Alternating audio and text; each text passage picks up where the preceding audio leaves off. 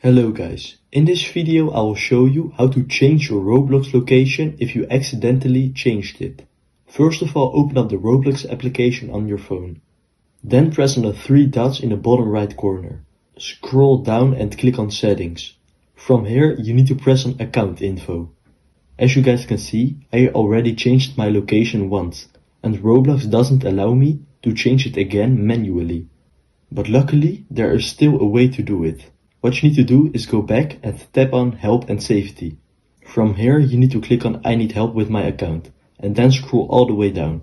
Now you need to tap on See all 16 articles and scroll down again.